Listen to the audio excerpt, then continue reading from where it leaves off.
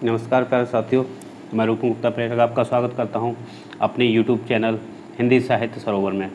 और आज इस वीडियो में मैं लेकर आया हूं आपको हिंदी साहित्य और भाषा से संबंधित 50 अत्यंत महत्वपूर्ण प्रश्नोत्तर, जो आपके आगामी UGC नेट के एग्ज़ाम और आपका DSSB, PGT, TGT दोनों में अत्यंत महत्वपूर्ण भूमिका निभाने जा रहे हैं। तो चलिए ज़्यादा समय न लेते हुए शुरू करते हैं अपने इस वीडियो को, और इस वीडियो में हल करते हैं 50 महत्वपूर्ण प्रश्न हिंदी भाषा और साहित्य से।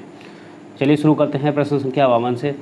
प्रश्न संख्या 52 है, किस विद्वान ने देवनागरी लिपि के स्थान पर रोमन लिपि स्वीकार करने का सुझाव दिया है? 4 विकल्प हैं आपके सामने। सुनीति कुमार चटर्जी, भोलानाथ तिवारी, काका कालेलकर, उदय नारायण तिवारी।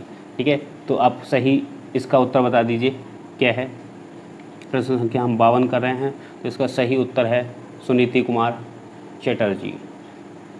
चलिए प्रश्न संख्या 53, माटी की मूर्ति शीर्षक से रेखा चित्र किस लेखक ने लिखा है? ठीक है, आपको बताना है माटी की मूर्ति जो शीर्षक है, जो टाइटल है, उससे रेखा चित्र कौन लेखक लिखता है या लिखा है इसने। ठीक है, तो राघव राघव, फणीश्वरनाथ रेणु, महादेवी वर्मा, रामवृक्ष बेनीपुरी। ठीक है, तो इसका आंसर बताइए क्या है। इसका सही उत्तर है रामवृक्ष बेनीपुरी। ठीक है, माटी की मूर्ति जो रेखा चित्र के नाम से जो लिखते हैं वो आपके हैं रामवृक्ष बेनीपुरी।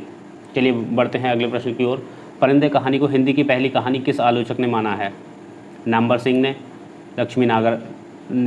लक्ष्मी सागर वार्ष्णेय और राजेंद्र यादव, शंभुनाथ। इन चारों में से कौन है? सही उत्तर बताइए। इसका सही उत्तर है नामवर सिंह। चलिए बढ़ते हैं अगले प्रश्न की ओर। मित्र संवाद पत्र साहित्य किन के बीच लिखे गए पत्रों का संग्रह है? आप ये प्रश्न को ध्यान रखिए, इसके जो ऑप्शन है वो हम अगले पेज पर देखते हैं। मित्र संवाद पत्र साहित्य किन के बीच लिखे गए पत्रों का संग्रह है? 4 विकल्प हैं आपके सामने। रामविलास शर्मा, केदारनाथ अग्रवाल, ठीक है, नेमिचंद जैन का नाम जो है नागार्जुन, और अमृतलाल नागर, यशपाल या अग्ग विद्यानिवास मिश्र। ठीक है, चलिए तो हम समझ लेते हैं ये प्रश्न क्या कह रहा है। प्रश्न संख्या 55 है, तो इसका सही उत्तर क्या है? तो इसका सही उत्तर क्या है प्रश्न 55 का? जल्दी से बता दीजिए आप। प्रश्न 55 का सही उत्तर है रामविलास शर्मा, केदारनाथ अग्रवाल। ठीक है, चलिए बढ़ते हैं अगले प्रश्न की ओर। लगता नहीं दिल मेरा आत्मकथा की लेखिका कौन है? ठीक है, लेखिका आपको बताना है आत्मकथा की। ठीक है, लगता नहीं दिल मेरा, कृष्णा अग्निहोत्री, मैत्रेयी पुष्पा, मनु भंडारी, पद्मा सचदेवा। ठीक है, तो 56 का उत्तर आपको बताना है। प्रश्न संख्या 56 आपकी स्क्रीन पर है, तो इसका उत्तर आपको बताना है। इसका सही उत्तर क्या है? इसका सही उत्तर है कृष्णा अग्निहोत्री। ठीक, चलिए बढ़ते हैं अगले प्रश्न की ओर। हिंदी जाति की अवधारणा के पुरस्कारकर्ता कौन है?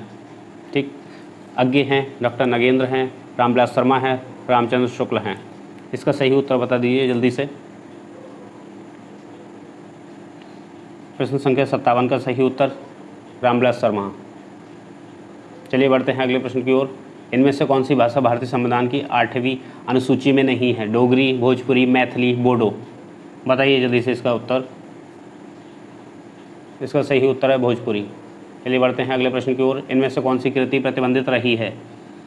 प्रश्न संख्या 59 का सही उत्तर आपको बताना है। क्या भारत भारती, चिंगारियाँ, मंदिनी और झांसी की रानी। ठीक है, जो विवादित रही है वो है आपकी चिंगारियाँ। बढ़ते हैं अगले प्रश्न की ओर। जगदम्बा बाबू गांव आ रहे हैं कहानी संग्रह किस कथा लेखिका का है? जगदम्बा बाबू गांव आ रहे हैं किसका कथा संग्रह है आपको बताना है। मुमता कालिया का है, चित्रा मुदगल का है, मैत्रेयी पुष्पा का है, राठी सेठ का है। तो 60 का उत्तर आप बताइए क्या है। इसका सही उत्तर है चित्रा मुदगल। चलिए अगले प्रश्न की ओर। विस्मय आश्चर्य किस रस का स्थायी भाव है? देखिए व्याकरण से क्वेश्चन आया हुआ है, अलंकार से पूछा गया है आपसे। रस, छंद, अलंकार, रस से पूछा गया ये प्रश्न है। तो देखिए वीर रस, हास्य रस, अद्भुत रस और रौद्र रस। आपको बताना है इनमें से कौन सा विकल्प सही है। तो इसका सही आपका है विस्मय या आश्चर्य किसमें होता है अभी? अद्भुत रस में। ठीक है, देखिए डबल हो गया, 61 2 बार यहाँ पर ये मिस्टेक हो गई है। तो यह है प्रश्न संख्या 62। प्रश्न संख्या 62 का आपको उत्तर बताना है कौन सा है। आचार्य रामचंद्र शुक्ल के अनुसार सूर काव्य की ऐसी कौन सी बड़ी भारी विशेषता है जो तुलसीदास में उतनी नहीं है? छंद वैविध्य, रस वैविध्य, नवीन प्रसंगों की उद्भावना या प्रबंध पटुता। ठीक है, तो 62 का आप बताइए प्रश्न का उत्तर क्या है? इसका सही उत्तर है आपका नवीन प्रसंगों की उद्भावना। चलिए बढ़ते हैं अगले प्रश्न की ओर। भाषा वह साधन है जिसके द्वारा मनुष्य अपने विचार दूसरों पर भली भांति प्रकट कर सकता है और दूसरों के विचारों को स्पष्टता समझ सकता है। यह परिभाषा किसकी है? कामता प्रसाद गुरु की है क्या? किशोरीदास वाजपेयी की है क्या? श्याम सुंदर दास की है क्या? महावीर प्रसाद द्विवेदी की है क्या? ठीक है, तो ये आपको इन चारों विकल्पों में से सही का चुनाव करना है। जल्दी से बता दीजिए इसका सही उत्तर। इसका सही उत्तर है कामता प्रसाद गुरु। प्रश्न संख्या 64। लोकनायक वही हो सकता है जो समन्वय करने का अपार धैर्य लेकर आया हो। उनका सारा काव्य समन्वय की विचार विराट चेष्टा है। इन पंक्तियों के लेखक कौन है ये आपको बताना है। ठीक है, ये किसने कहा है ये आपको बताना है। 4 विकल्प हैं आपके सामने। आचार्य रामचंद्र शुक्ल ने, आचार्य हजारी प्रसाद द्विवेदी ने, आचार्य नंद दुलारे वाजपेयी ने, डॉक्टर नगेंद्र। 4 विकल्प प्रश्न संख्या 64। ठीक है, प्रश्न संख्या 64 का उत्तर है आचार्य हजारी प्रसाद द्विवेदी। प्रश्न संख्या 65। भरत मुनि के रस सूत्र की अनुमितिवाद पर आधारित व्याख्या किस आचार्य ने की है? अनुमितिवाद पर व्याख्या पूछ रहा है आपसे, आपको सही उत्तर बताना है। भट्ट लोलक ने की है क्या? भट्ट नायक ने की है क्या? संकोकक ने की है क्या? अभिनय गुप्त ने की है क्या? तो 4 विकल्प हैं आपके सामने। ठीक है, 65 का आंसर आपका कौन सा है बताइए? इसका सही उत्तर है संकोकक यानी कि सी। 66 प्रश्न नंबर 66। सर्वप्रथम किस आलोचक ने अपने किस ग्रंथ में देव बड़े हैं कि बिहारी विवाद को जन्म दिया? यानी कि देवता बड़े हैं या देव, यहाँ पर जो है देवसेन की भी बात हो सकती है।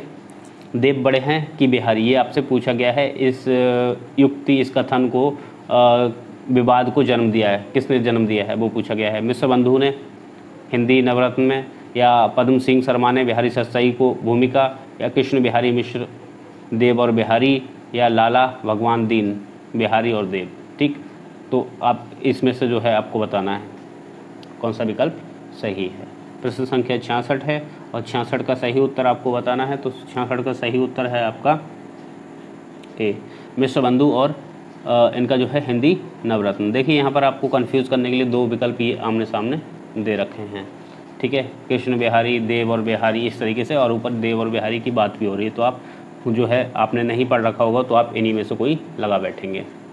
चलिए, प्रश्न संख्या 67 कह रहा है आपका, बांधा था विधु को किसने इस काली जंजीरों से, मणि वाले फणियों का मुख क्या भरा हुआ हीरो से। इन पंक्तियों में कौन सा अलंकार है? अलंकार आपसे पूछा गया है, तो अलंकार आपको बताना है कि इसमें अलंकार कौन सा है।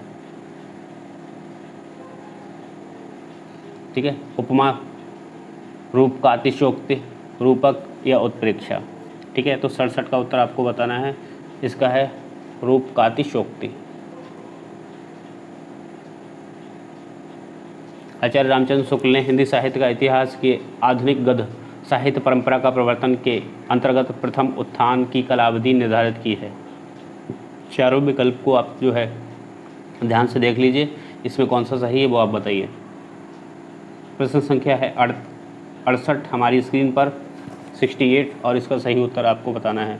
इसका सही उत्तर है बी, 1925 से 1950।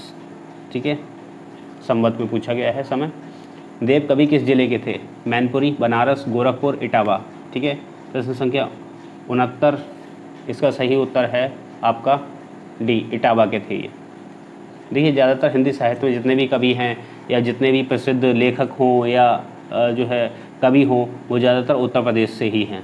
ठीक है, तो ये चीज़ भी है। अगर आपको कहीं भी उत्तर प्रदेश मिलता है और आपको कहीं अगर नहीं पता तो आप ज़्यादातर उत्तर प्रदेश की तरफ जा सकते हैं। अखरावट काव्यकृति के रचयिता कौन हैं? ठीक है, अखरावट उस्मान है क्या, मलिक मोहम्मद जायसी हैं क्या, मंझन या कुतुबन। ठीक, तो अखरावट देखिए आपको पता होना चाहिए कि ये मलिक मोहम्मद जायसी की कृति है। अखरावट है, आखिरी कलाम है और पद्मावत है, ये सब मलिक मोहम्मद जायसी की हैं। आल्पिन और गमला किस विदेशी भाषा के शब्द हैं? ठीक है, फ्रेंच भाषा, जापानी, अंग्रेजी, पुर्तगाली। तो प्रश्न संख्या 71 का सही उत्तर क्या होगा? प्रश्न संख्या 71 का सही उत्तर है पुर्तगाली। ठीक है, ये दोनों के दोनों पुर्तगाली शब्द हैं। भक्ति काल के किस कवि को जड़िया विशेषण से विभूषित किया जाता है? ठीक है, चतुर्बुद्धदास, नंददास, सूरदास और आपके परमानंद दास। ठीक है, तो प्रश्न संख्या 72 है, तो इसका सही उत्तर है नंददास। देखिए आप यहाँ पर एक युक्ति भी है, कहा जाता है कि बाकी कवि गढ़िया और नंददास जड़िया। ठीक है, तो इस तरीके से आप इसे याद भी रख सकते हैं और ये दिया हुआ भी है किताबों में। रचना के आधार पर बाकी के भेद पूछे हैं आपसे, 6 हैं, 8 हैं, 3 हैं या 4 हैं। ठीक है, तो प्रश्न संख्या 73 इसका सही उत्तर है 8। रचना के आधार पर बाकी कितने होते हैं? 8 प्रकार के होते हैं। प्रश्न संख्या 74, कत दिखाए कामिनी दई दामिनी को यह वह, थर थराती सो तन फिरै फरफराती घन माही। किस कवि की पंक्ति हैं? अब्दुल रहीम खान खाना, बिहारी लाल, सैयद गुलाम नबी रसलीन, भिखारी दास। ठीक है, सही उत्तर आप बताइए। प्रश्न संख्या 74 इसका है आपका सैयद गुलाम नबी रसलीन। ठीक है, प्रश्न संख्या 75 की ओर बढ़ते हैं। हिंदी के मध्यकाल का भक्ति आंदोलन भारतीय चिंतन धारा का स्वाभाविक विकास है, यह मान्यता किसकी है? ठीक है, तो 4 विकल्प हैं, आचार्य रामचंद्र शुक्ल, आचार्य हजारी प्रसाद द्विवेदी, डॉक्टर राम कुमार वर्मा, राहुल शंकरतायन। तो 75 प्रश्न संख्या 75 का सही उत्तर आपको बताना है। प्रश्न संख्या 75 का सही उत्तर है आचार्य हजारी प्रसाद द्विवेदी।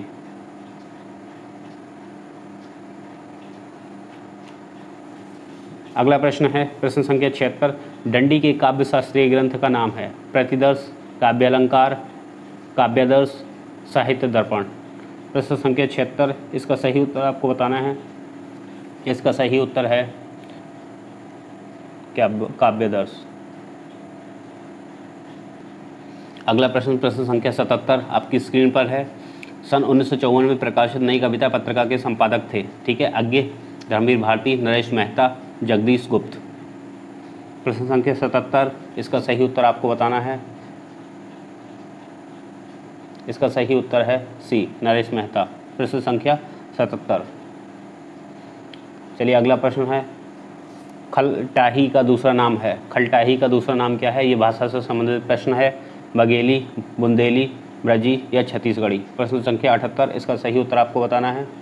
इसका है छत्तीसगढ़ी। अगला प्रश्न, स्वनिम का अर्थ है? देखिए स्वनिम तो संबंधित ही होता है ध्वनि से। ठीक है, तो आप स्वनिम इस तरीके से आप इसे है कोरिलेट कर सकते हैं, वर्ण, अक्षर, शब्द। ठीक है, तो ये जो स्वनिम है ये क्या है? सबसे छोटी इकाई है किसकी? शब्दों की। ठीक है, ये स्वनिम होता है ध्वनि। ठीक है, सबसे पहले ध्वनि होता है, फिर ध्वनि से वर्ण बनते हैं, ठीक, फिर उससे शब्द बनते हैं। ठीक है, प्रश्न संख्या 80, गोस्वामी तुलसीदास ने रघुनाथ गाथा रामचरितमानस की रचना किस उद्देश्य से की?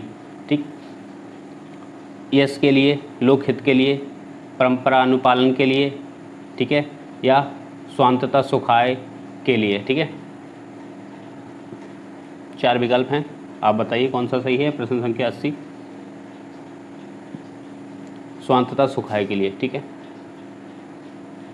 विरुद्धों का सामंजस्य विषयक सिद्धांत किसने प्रतिपादित किया है? डॉक्टर नगेंद्र ने, हजारी प्रसाद द्विवेदी ने, रामचंद्र शुक्ल ने, विश्वनाथ प्रसाद मिश्र ने। प्रश्न संख्या 81 का सही उत्तर आप बताइए जल्दी से। प्रश्न संख्या 81 का सही उत्तर है रामचंद्र शुक्ल। किस सूफी कवि की रचना में दोहा चौपाई के स्थान पर बरबर चौपाई छंद बंध का प्रयोग हुआ है? ठीक है, नूर मोहम्मद, कुतुबन, मुल्ला दाऊद, कासिम शाह। सही उत्तर आप बताइए। प्रश्न संख्या 82 का नूर मोहम्मद। प्रश्न संख्या 83, भट्ट लोलक द्वारा प्रतिपादित मत कौन सा है? उत्पत्तिवाद, अभिव्यक्तिवाद, भोगवाद, अनुमितिवाद। ठीक, 83 का उत्तर आपको बताना है। इसका है उत्पत्तिवाद। काव्य शोभा करान धर्मालंकारत पृच्छते उक्ति के लेखक हैं? ठीक है, 4 विकल्प हैं, आचार्य भामा, आचार्य विश्वनाथ, आचार्य मम्मट, आचार्य दंडी। प्रश्न संख्या 84 का है आचार्य दंडी। सदल मिश्र की भाषा की विशेषता है? पूर्वीपन, सहज एवं प्रभामयी भाषा, उर्दू की प्रमुखता या किस्सा गोई। प्रश्न संख्या 85 का सही है, इनकी भाषा में पूर्वीपन है। ठीक है, कविता की तीसरी आंख के रचनाकार कौन हैं? शेरजंग गर्ग, मृदुला गर्ग, प्रभाकर क्षोत्रिय या इनमें से कोई नहीं। ठीक है, प्रश्न संख्या 86 इसका है प्रभाकर क्षोत्रिय। भक्ति काल को हिंदी काव्य का स्वर्ण युग सर्वप्रथम किसने कहा? देखिए भक्ति काल को क्या कह रहे हैं यहाँ पर? हिंदी का हिंदी काव्य का स्वर्ण युग, ठीक है। तो यहाँ पर कन्फ्यूज नहीं होना है, भक्ति काल को स्वर्ण युग कहता तो अलग होता प्रश्न, और यहाँ पूछा गया है आपसे हिंदी काव्य का स्वर्ण युग, ठीक है। तो 4 विकल्प हैं, मिश्रबंधु, रामचंद्र शुक्ल, गियर्सन या हजारी प्रसाद द्विवेदी। प्रश्न संख्या 87 है और इसका सही उत्तर है गियर्सन, ठीक है। तो ये सबसे पहले हिंदी साहित्य का इतिहास लिखने वाले जो हैं फ्रेंच लेखक हैं, ठीक है, गारसा दत्तासी। प्रश्न संख्या 88 है आपकी स्क्रीन पर। हिंदी के काव्य भाषा परक समीक्षक का नाम है विजयदेव नारायण शाही, रघुवंश, डॉक्टर रघुवंश, रामस्वरूप चतुर्वेदी, नेमी चंद्र जैन। आप इसका उत्तर बताइए। इसका सही उत्तर क्या है? इसका सही उत्तर राम स्वरूप चतुर्वेदी। अगला प्रश्न है, संवेदनात्मक ज्ञान और ज्ञानात्मक संवेदन सूत्र के प्रयोक्ता हैं रमेश कुंतल, मेघ, विजयदेव नारायण शाही, मुक्तिबोध, मनोहर श्याम जोशी। सही उत्तर क्या है इसका बताइए। इसका सही उत्तर है मुक्तिबोध। प्रश्न संख्या 90, आचार्य रामचंद्र शुक्ल ने किस कवि को कठिन काव्य का प्रेत कहा था? देखिए बहुत ही महत्वपूर्ण प्रश्न है। भूषण, केशवदास, देव या मतीराम, ठीक है। यहाँ आपसे पूछा गया है कठिन काव्य का प्रेत। कठिन काव्य का प्रेत कहा जाता है केशवदास जी को, ठीक है। यहाँ पर मैं थोड़ा सा तथ्य आपको बता देता हूँ। प्रश्न संख्या 90 की बात हो रही है यहाँ पर, और इसका सही उत्तर है केशवदास। अगर कहीं आपसे पूछा जाए कि कठिन काव्य का प्रेत कहा जाता है तो वो केशवदास हैं। अगर आपसे पूछा जाए कि कठिन गद्य का प्रेत, ठीक है, किसका? गद्य का प्रेत, ठीक, तो ये अज्ञ जी को कहा जाता है। किसे कहा जाता है? सच्चिदानंद हीरानंद वात्स्यायन अज्ञ, ठीक। चलिए बढ़ते हैं अगले प्रश्न की ओर। प्रश्न संख्या 91, वाक्यम रसात्मकम काव्यम, ठीक है। काव्य परिभाषा के प्रयोक्ता कौन है ये आपको बताना है। पंडित राज जगन्नाथ, आचार्य वामन, आचार्य दंडी, आचार्य विश्वनाथ। प्रश्न संख्या 91, इसका सही उत्तर है आचार्य विश्वनाथ। तुलसीदास चंदन घिस्से के लेखक हैं विश्वनाथ में विद्यानिवास मिश्र, हरिशंकर परसाई, कुबेरनाथ राय, इनमें से कोई नहीं। तो 92 का सही उत्तर आपको बताना है, ये है हरिशंकर परसाई। कुट्टी चाटन नाम से हिंदी के किस साहित्यकार ने निबंध लिखे हैं? ठीक है, कुट्टी चाटन, ये अत्यंत महत्वपूर्ण प्रश्न है, आप इसे मार्क कर लें और नोट भी कर सकते हैं। तो ये हैं अज्ञ, ठीक है। हजारी प्रसाद द्विवेदी नहीं थे इसके, जैनेन्द्र नहीं थे और वासुदेव शरण नहीं, अज्ञ हैं इसका सही उत्तर। चलिए बढ़ते हैं अगले प्रश्न की ओर। बांगरू किस उपभाषा वर्ग की बोली है? पश्चिमी हिंदी, पूर्वी हिंदी, बिहारी, पहाड़ी। प्रश्न संख्या 94 का उत्तर आप बताइए। इसका सही उत्तर है पश्चिमी हिंदी। अगला प्रश्न, प्रश्न संख्या 95, उदयभान चरित के लेखक हैं लल्लूलाल, सदल मिश्र, सदा सुखलाल या ईशा अल्लाह खां, ठीक है। तो इसका सही उत्तर आपको बताना है। प्रश्न संख्या 95, इसका सही उत्तर है ईशा अल्लाह खां, ठीक है। उदयभान चरित ईशा अल्लाह खां। अमन का राग के लेखक कौन है ये आपको बताना है। सही उत्तर कौन सा है? भवानी प्रसाद मिश्र हैं क्या, मुक्तिबोध, शमशेर बहादुर सिंह या त्रिलोचन। प्रश्न संख्या 96, इसका सही उत्तर है शमशेर बहादुर सिंह। प्रश्न संख्या 97, काल क्रमानुसार इन रचनाओं का सही क्रम इंगित कीजिए, ठीक है। आप पढ़ लीजिए चारों ऑप्शन, 4 विकल्प हैं आपके सामने, बहुत ध्यान से पढ़िए इसे। इसका सही उत्तर क्या है वो आपको बताना है।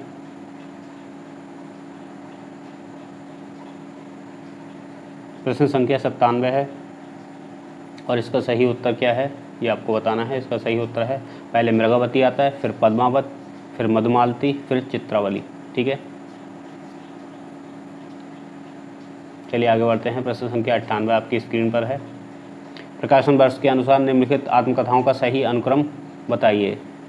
4 विकल्प आप ध्यान से पढ़ लीजिए। प्रश्न संख्या 98 है आपकी स्क्रीन पर।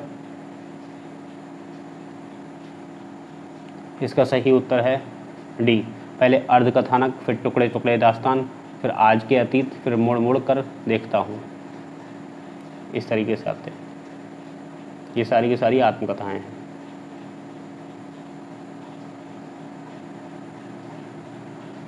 प्रश्न संख्या 99,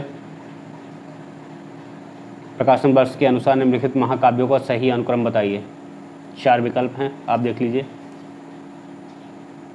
इसका सही उत्तर आपको बताना है। इसका सही उत्तर है बी, पहले प्रिय प्रवास आता है, फिर साकेत, फिर कामायनी, फिर उर्वशी। ये सब जो है समय के हिसाब से है, आपको इनमें से रचना की जो प्रकाशन वर्ष के अनुसार ये लगाई हुई रचनाएं हैं सब। प्रश्न संख्या 100 आपकी स्क्रीन पर है। स्पर्शी व्यंजनों को उच्चारण स्थान के आधार पर कितने भागों में बांटा जाता है? स्पर्शी व्यंजन कितने भागों में बांटे जाते हैं ये आपको बताना है। बहुत ही सरल प्रश्न है। 5 भागों में बांटा जाता है। का वर्ग, चा वर्ग, टा वर्ग, टा वर्ग, पा वर्ग, ठीक है, इस तरीके से होता है। बाकी वर्णमाला का जब मैं टॉपिक पढ़ाऊँगा तो आपको ये सारे क्लियर कर दूंगा बहुत अच्छी तरीके से एक डायग्राम के रूप में, ठीक है। यहाँ आज इस वीडियो का अंतिम प्रश्न है। राम नरेश त्रिपाठी ने हिंदी, उर्दू, बंगला और संस्कृत की लोकप्रिय कविताओं का संकलन कितने भागों में किया है? 6, 7, 10, 8, ठीक है। तो इसका सही उत्तर आपको बताना है। इसका सही उत्तर क्या है? इसका सही उत्तर है डी, यानी कि 8 भाषाओं में, ठीक है। तो आज की वीडियो में इतना ही है। अगर आपको वीडियो पसंद आती है और आपको मेरा पढ़ाया हुआ अगर इसमें से कुछ भी पसंद आता है तो वीडियो को आप लाइक कर सकते हैं, शेयर कर सकते हैं और सब्सक्राइब कर सकते हैं, ठीक है। और मैं फिर से बता दूं, कल जो है जो अभी मुहिम चल रही है और कल भी मैंने इस वीडियो में आपको बताया था इसके बारे में। तो सर्वप्रथम मैं आप सभी को शिक्षक दिवस की अत्यंत शुभकामनाएं, ढेरों बधाइयाँ देना चाहता हूं। मगर ये जो शिक्षक दिवस है ये हम उतने हर्षोल्लास से नहीं मना पा रहे हैं और एक अंदर मन में कुछ टीस सी है। वो टीस क्या है कि सरकारें आती चली जा रही हैं मगर युवाओं का कोई भी ध्यान नहीं दे रहा है। तो जो अभी जो कैंपेन चल रहा है, जो हमने मुहिम चला रखी है, ठीक है, speak up for teachers, speak up, ठीक है, एसएससी, रेलवेज़, तो इस तरीके से उस मुहिम से आप सभी जुड़िए और ज़्यादा से ज़्यादा लोगों को जोड़िए, क्योंकि अभी ये मुहिम चल रही है और ये ताज़ा बिल्कुल एक नई मुहिम है और ये सारी चीज़ें जो है सरकार के कानों तक जाएंगी और इस पर वो काम करें, ठीक है। और आप इस मुद्दे को एक हिंसा के रूप में ना लें, ठीक है। अहिंसा के साथ इसे जो है लेकर चलेंगे और सही मायनों में रखेंगे। हर चीज़ की, हर आपके शब्द जो है मर्यादित होने चाहिए, आपकी भाषा मर्यादित होनी चाहिए, आपका जो तरीका है वो मर्यादित होना चाहिए। ये नहीं आप उद्दंडता किसी भी तरीके की दिखाएंगे या पब्लिक प्रॉपर्टी को नुकसान पहुंचाएंगे, किसी भी तरीके का ऐसा उग्र आंदोलन नहीं करना है। आपको सही शब्दों में और मर्यादित रूप से अपनी बात को रखना है और अपने उद्देश्य में सफल होना है। तो यही मेरा कहना है कि जो मुहिम चल रही है सभी प्रतियोगी परीक्षाओं को लेकर, उसमें आप जो है पार्टिसिपेट कीजिए, भाग लीजिए, सक्रियता दिखाइए, ट्वीट कीजिए, पीएमओ को ट्वीट कीजिए, ठीक है। और जितने भी एग्ज़ाम की बॉडीज़ हैं, संस्थान हैं, उन्हें ट्वीट कीजिए और ज़्यादा से ज़्यादा आप भाग लीजिए। तो आज की वीडियो में बस इतना ही। धन्यवाद।